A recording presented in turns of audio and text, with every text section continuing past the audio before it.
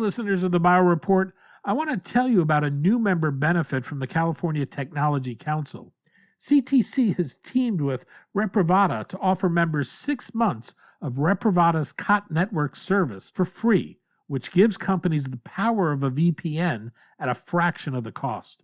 A remote, flexible workforce is the new normal, but most corporate networks aren't built to accommodate work from home at scale. Repurposed's COT network offers an easily deployable, affordable, and scalable solution to securely enable remote workers and protect the corporate network. To learn more about this and other member benefits, go to californiatechnology.org/member benefits. I'm Daniel Levine, and this is the Bio Report.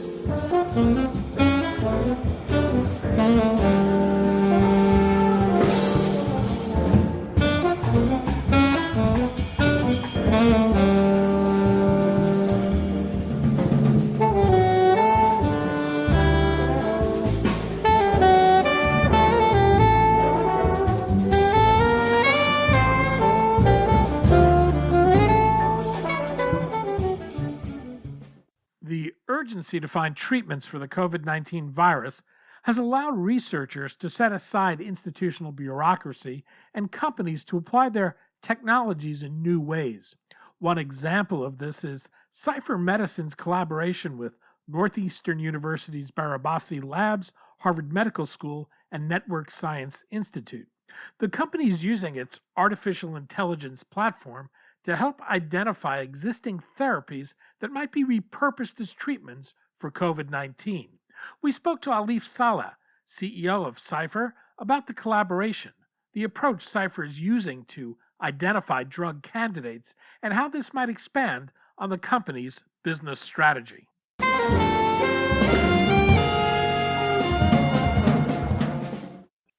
Alif, thanks for joining us. Thanks for having me. In the past, we've talked about Scipher Medicine and its use of artificial intelligence to bring precision medicine to prescription drugs.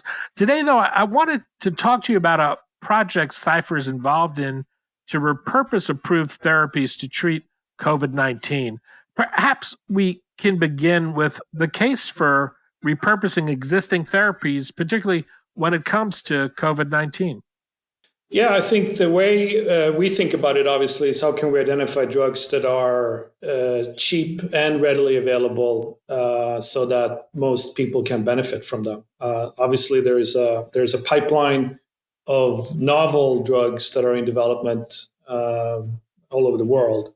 We thought it was a better approach to look at drugs already in the market, approved, preferably generic, that could be repurposed to treat the disease. And that's why we decided to put that up as our main objective for the project. And who is Scipher working with to do this? So we're working with the Barabasi lab up at Northeastern University and Harvard Medical School, Brigham and Women's Hospital. They are our collaboration partners. And I take it Barabasi is the same as one of the company's founders? Correct, Dr. Laszlo Barabasi. So he's a specialist in network medicine. Is that correct? Is that correct? Yes. So what is meant by that term, network medicine? So it's basically understanding and describing diseases on a molecular level using what is called the interactome, which is the protein network of human cells. Dr. Barabasi and his academic collaborators at Harvard have over a decade developed science and a platform that allows us to look at disease in a very astute and accurate way using a protein network. And when you look at a disease on through the lens of the protein network, you are able to capture the complexity of a lot of diseases that are impossible to capture any other way. So how did the whole project come about? Did he reach out to Scipher? Did Scipher suggest this to him? Well, it was I would say, indicative of how things have gone through this whole pandemic. The Laszlo reached out to us and said that there is a group of scientists that are coming together to try to solve the problem of coming up with a generic drug to treat COVID-19. And we said, and he asked us, can you guys help? And we said, absolutely. And it was quite interesting because, typically in engaging with Northeastern and Harvard, that's, a 6 to 9 month process of paperwork. To our surprise, we were asked to jump on a call the same afternoon. And we started running calls that are still going, actually, every day at 3 p.m. A consortium of researchers have gone on Zoom calls and pushed the project forward. What exactly is Scipher's role in this effort? So we are using our first of all some of our resources on the data science and the computational side, and some of our infrastructure to identify drugs that can be repurposed to treat COVID-19. So we are participating just as any scientific collaborator in the project. What exactly is the process? Are you starting with some kind of understanding of the protein interactions underlying COVID infection? Yeah, so at a high level, what we wanted to, the way we thought about this was, okay, so there are a lot of companies and research organizations, private or commercial or academic, all over the world that are going after kind of COVID-19 drug solutions. But they're all basing a lot of the decisions around which drug to pick was done anecdotally, right? So certain drugs have been developed for other viruses. Certain drugs, autoimmune drugs, have been developed to tamper the inflammation on the back end of developing the disease. So let's try it. It should work, right? And it was really, from an industry point of view, in the vein of we don't have time, right? So we took a different approach. We sat down and we said, maybe we do have time. Maybe we do have time to build kind of a bottoms-up approach to identifying which drugs should work and which drugs shouldn't work, because we now have the tools, AI and network-based tools, that have shrunk the bioinformatic part of identifying the best drug dramatically, right? So we said, let's try it. And I think we've been able to show, now we're like 10 weeks later, right? We've been able to show that we shrunk a process that normally takes 6 to 9 months in terms of just crunching data to figure out the most optimal drug before you're taking it to preclinical studies, down to 2 weeks, right? And that was quite satisfying to see this group of people coming together and doing something that normally takes months, years, in a few weeks. Why do you think you were able to compress the time frame so dramatically? First, because the tools are available, the right tools were deployed very quickly, and all the red tape all of a sudden disappeared, right? Everybody realized that this is something that needs to be done. We recognized that we had the ability to do it, so let's not spend months figuring out what the project schedule is going to look like, agreeing on a project definition, how we're going to source it, make sure all the paperwork is in order between the various institutions. Let's just do it and jump into it. And how much data was publicly available? Were you able to capitalize on data sharing in any way? Yeah, no, there's been a set of publicly available data sets that have come out of various institutions and really that we've been capitalizing on. And really, the way we thought about it was we needed to understand, or we wanted to understand, where the disease is being expressed. So the first question we asked, if we're going to find drugs that can be repurposed to treat the disease, let's figure out, using our network medicine approach and our platform, where the disease is being expressed. And of course, we saw things like the respiratory system, that's pretty obvious, cardiovascular system, is obvious too. or rather supported by other evidence in the field. We also saw a neurological expression of the disease, which can talk to the loss of smell and taste in the community that's been affected. Surprisingly, we also saw expression of the disease in the reproductive organs, which is something that we're watching closely now. If that's actually something, this is purely bioinformatically data-driven observation, and now we're watching as to if that is playing out in the population as well. And what were you able to find in terms of a world of potential therapies? So we identified a number of drugs that potentially can be repurposed. We came up with a ranked list of those drugs and the drug mechanisms. Some fell off due to toxicity and other reasons, but there's a particular list of ranked drugs that we have identified that is now currently being tested in various cell lines to support a paper submission. And how far are you using AI to actually cull the list? Is there a number that you wanted to get down in terms of candidates that were top priorities?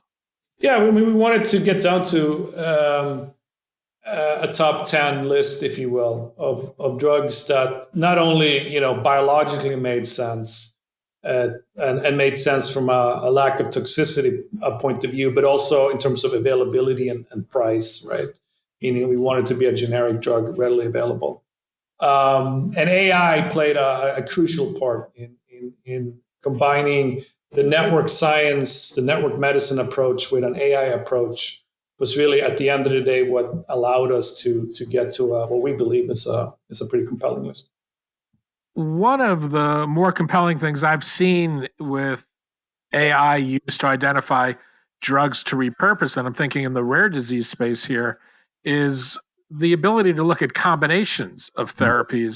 Were you able to look at combinations at all, or are you looking at single drugs? So we're actually looking at combinations now.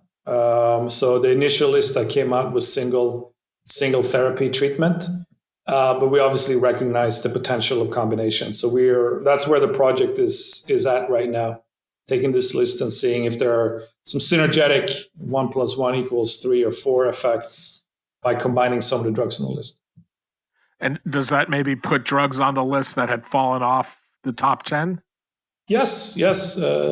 We have used our network medicine approach to identify how, and this is quite interesting, somewhat in the weeds, identify where two drugs actually hit on the protein network in relation to each other is a very good indication as to the potential synergetic therapeutic effect of combining those two drugs. So yes, it does start to alter the ranking if you look at it from a drug combo lens. Scipher and its collaborators are certainly not the only ones applying AI to finding drugs to repurpose potential treatments for COVID-19. Any sense whether other AI efforts are coming up with the same list of drugs as yours? I think there is what's the word? People are kind of gravitating towards 6 or 7 assets that people are saying yes.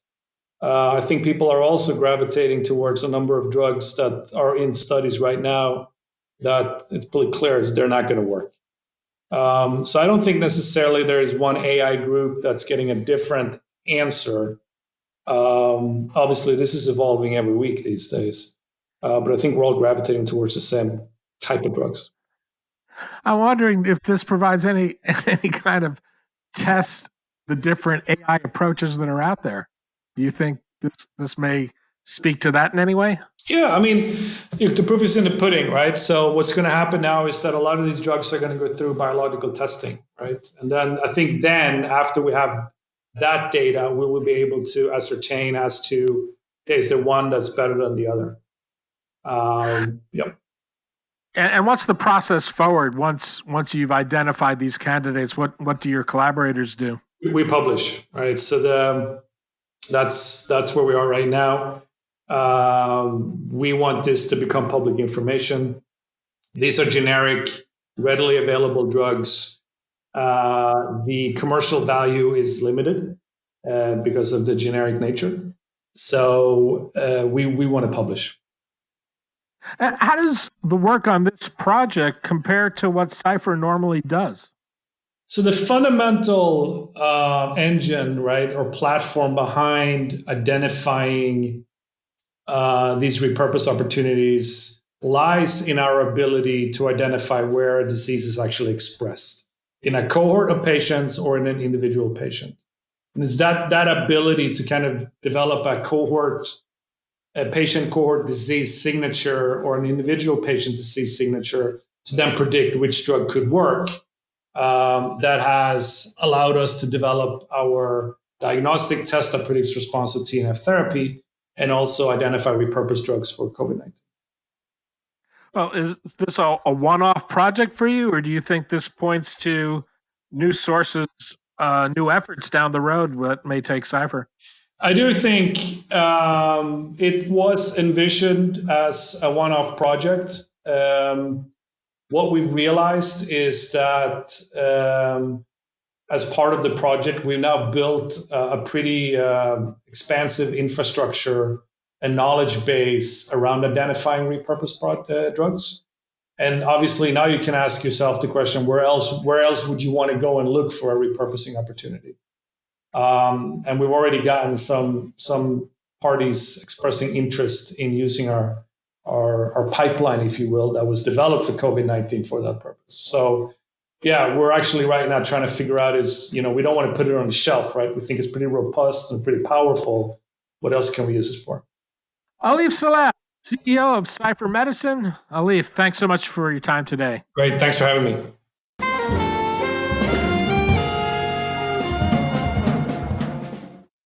Thanks for listening. The Bio Report is a production of the Levine Media Group. To automatically download this podcast each week, subscribe to our RSS feed or through iTunes or other podcast manager. To join our mailing list, go to levinemediagroup.com. We'd love to hear from you. If you want to drop us a line or are interested in sponsoring this podcast, send an email to danny@levinemediagroup.com. Special thanks to Jonah Levine, who composed our theme music, and the Jonah Levine Collective, which performs it.